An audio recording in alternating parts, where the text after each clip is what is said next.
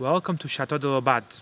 Today I will have an extraordinary opportunity to talk to two gentlemen who have been involved in making armaniak for generations.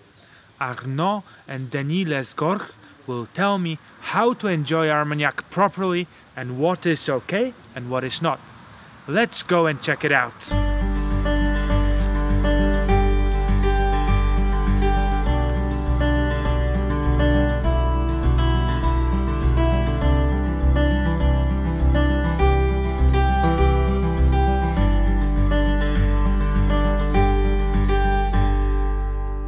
Guys, thank you very much for having me here. It was very interesting to see in such a small detail the whole production process of armaniak.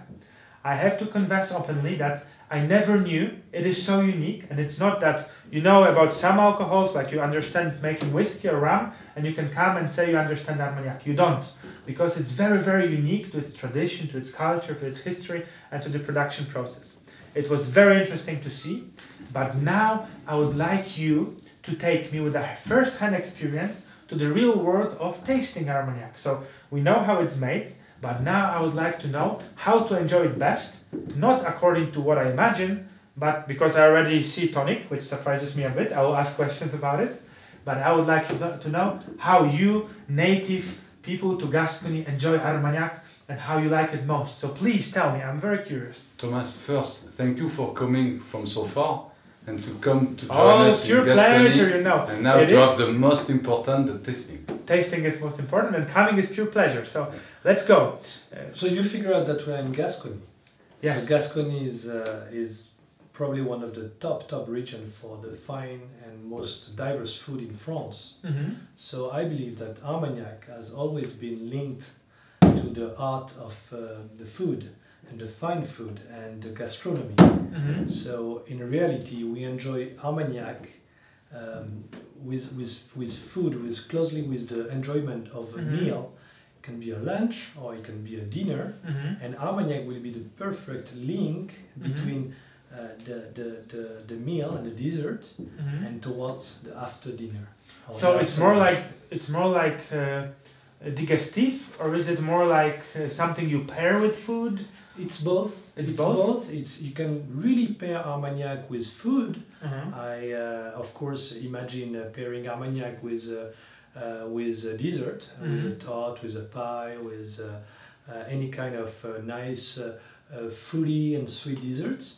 But you can pour armaniak with a traditional duck liver, you know, the foie gras. Yes, of course. Of course, it's very nice, and also with cheese.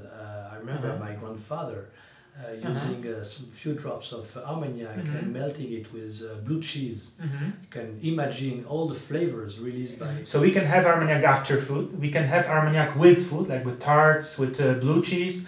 But I assume that when you enjoy some really, really special, for instance, vintage of armaniak, and you're so famous for vintages, when I see this card, I already want to be there with it. You don't enjoy it with something, I think. You enjoy it probably in some more orthodox way, like in a glass, probably Yes. a tulip glass that I see. I know it very well from other spirits as well. So how do you do it? What's the best way to enjoy it? Vintage, yeah, normally we enjoy it by itself. Mm-hmm. We pour it in the glass, we take time, long time. After we choose the vintage, because all vintages are different. We have the style Château de Laubade, but each vintage tells a story and tells some aromas, some tastes. So it depends if you are in summer, if you are in winter, if it's spring, if it's hot, cold. If you are in a good mood, in a mood a little bit more difficult, you will choose the vintage like that. So why don't you try a vintage armaniak? Okay, let's try. Let's try. But please choose a vintage for happy mood. It's a happy and nice day, Of so course. let's not do bad mood vintages. So 1970 is happy for Arnaud. Which one is happy for you? I like very much the vintages from the 1980s because they already have 30 years old of age, which is very significant. But they still have this vibrancy and a nice dynamic. So probably 1982 is a classic vintage and a very, very well balanced vintage. A year that is very well known for armaniak, but also in Bordeaux. It was a stunning vintage. So do the vintages correspond with wine vintages? For instance, if Bordeaux wine of some year is good, then Armagnac is also good, or? Sometimes yes, sometimes not necessarily. Okay. So nothing is very simple here. No, and the beauty of Armagnac, especially with the vintage, is that they have all their own personality. It's very difficult to say that there is a bad vintage.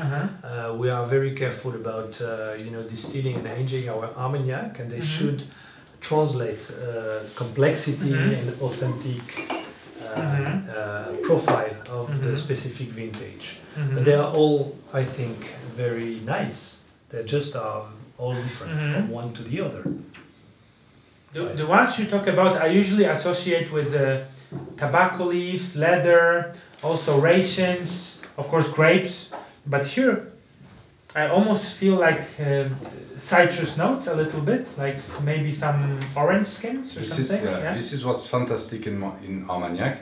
It's the complexity. You still have very fresh aromas like citrus. You're right, orange peel. You can find it plum.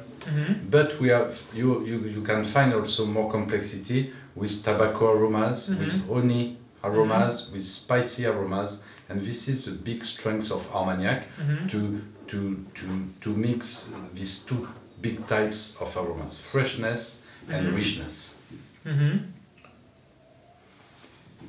In this 1982, what's very interesting is more than 50% inside is from Baco. Oh, and okay. You know that so it's going to be full-bodied, very strong. It's a full-body Armagnac, and Baco brings gives to the Armagnac a full mouth, but it's also very elegant and very classic grape to enter in the blend. So we like to choose this glass. Exactly, you read my mind. I was just about to ask this. Because I was thinking of what Arnaud just explained about the aromatic profile and the fact that these tulip glass are the best glass shape for base Armagnac or Armagnac because it reveals the aromas and the richness of the Armagnac, but it's not burning your nose on the nose, because and so it's perfect balance and it's the perfect shape for enjoying at the most a vintage Armagnac, an old Armagnac. So I always encourage to use that glass type, which is perfect for Armagnac. I so want to try. In Polish it's na zdrowie. Na zdrowie. In French it's santé. Santé. And in English it's cheers. So cheers guys, thank you. Na zdrowie. Na zdrowie. Na zdrowia.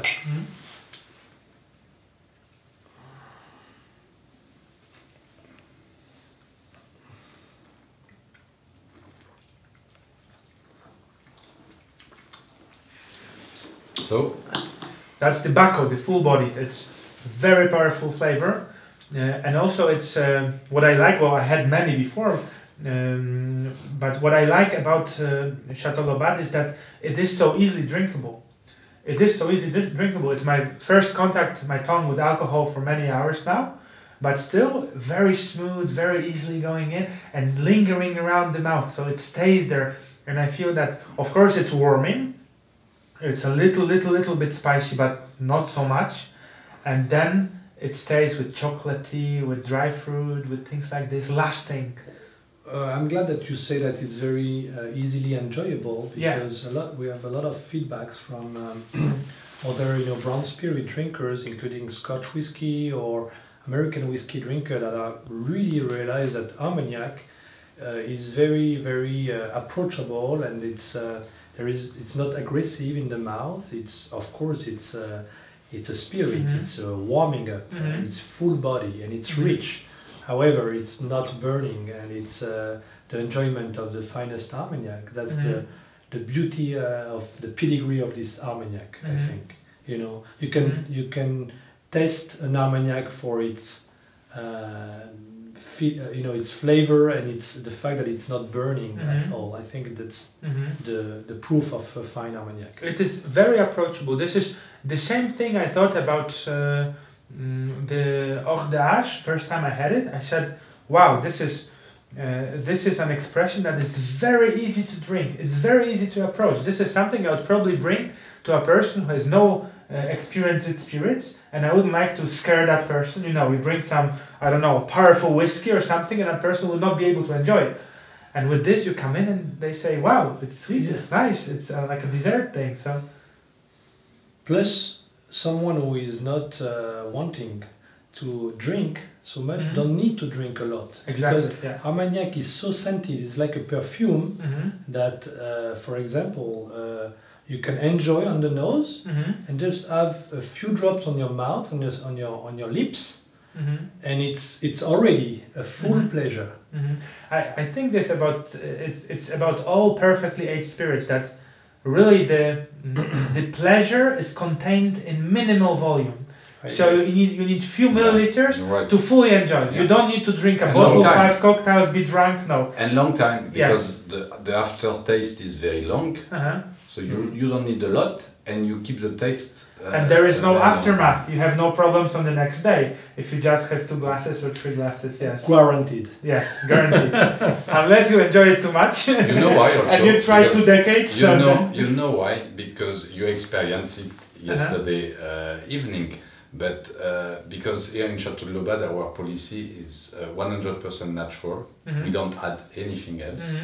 So everything comes from the grapes, and you see how we are harvesting the grapes, how we maintain the vineyard. So it's a product fully natural without nothing added.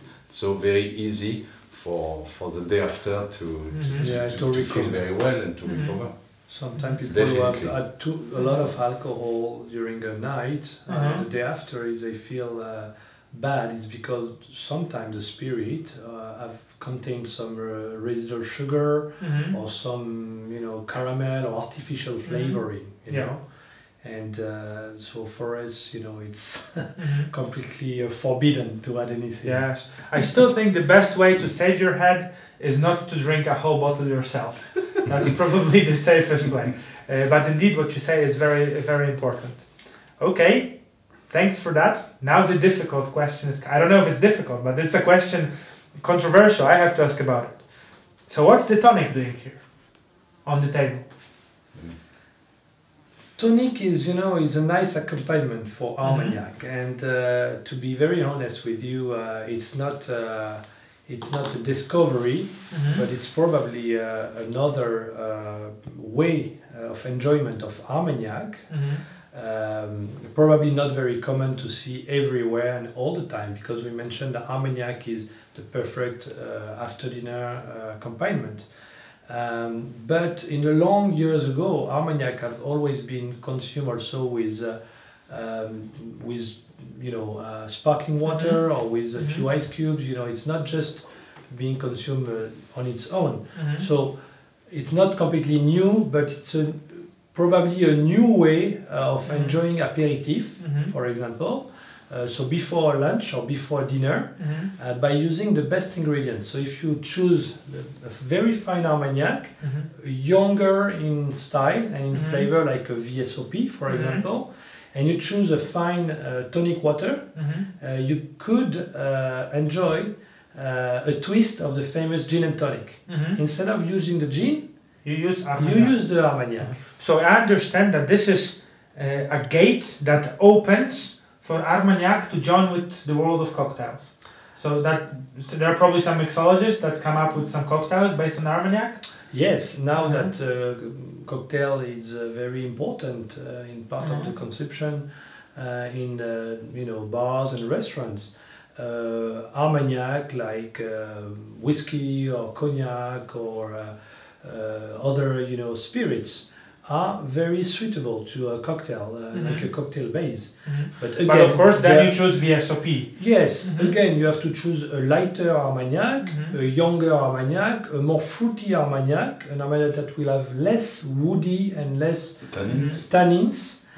So it can be a very good base for cocktails. So do not do it with a very old vintage armaniak, but definitely with a VSOP, you will see that it's very interesting. So can you show us how to do it? A cocktail like this with tonic? So it's quite easy. You put That's the one you can also prepare at home, right? Yes. It's not too difficult. 3 to 4 centiliters of Château de Laubade VSOP.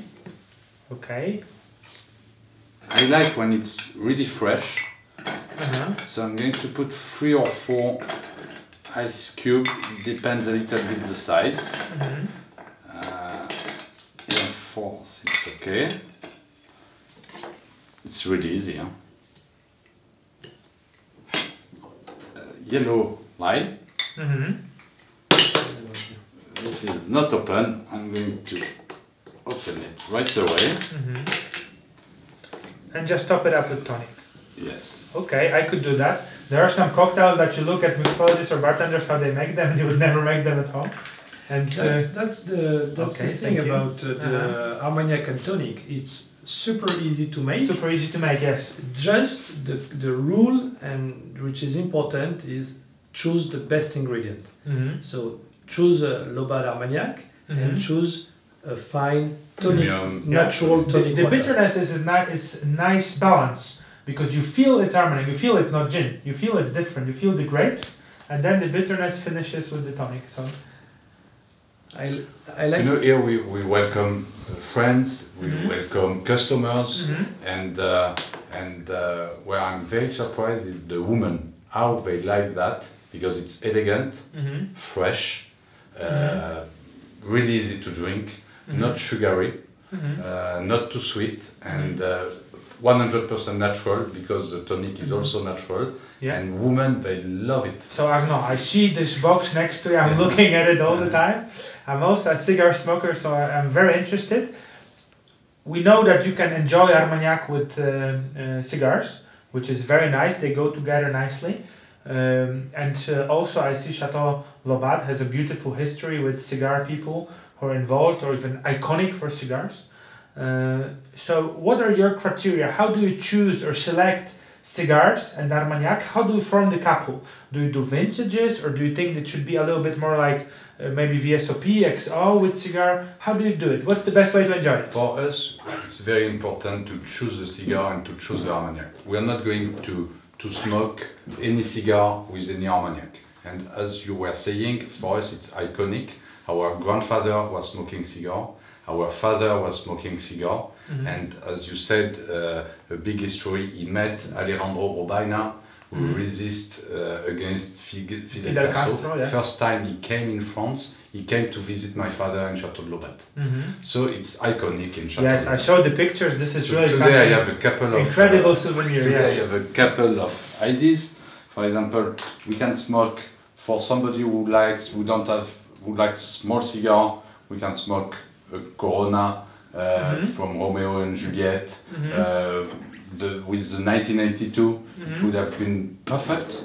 But also we look after very rare cigar, because our armaniaks and some vintages are very rare. So here I see that we have a very rare cigar. It's a Lusitania from Partagas, and it's a vintage, 1997. Okay, that sounds good, yes. Very rare, you cannot find anymore in the world. And this, just for fun, to smoke it with a 1997 vintage will be great, but I would recommend to smoke it with a much older vintage, because it's so rare that you need to pair it with a very rare armaniak. Do you think that the combination of cigar smoke and armaniak, is it something that enhances the overall experience, or maybe it hides the taste, the complexity of armaniak a little bit? Again, it's like Arnaud said, it's like when you want to pair armaniak with food. You know, you can pair by opposition, bitterness, sweetness, strong flavor and fruity flavor, or spice and fruity, or you can try to pair side by side, which is more complicated.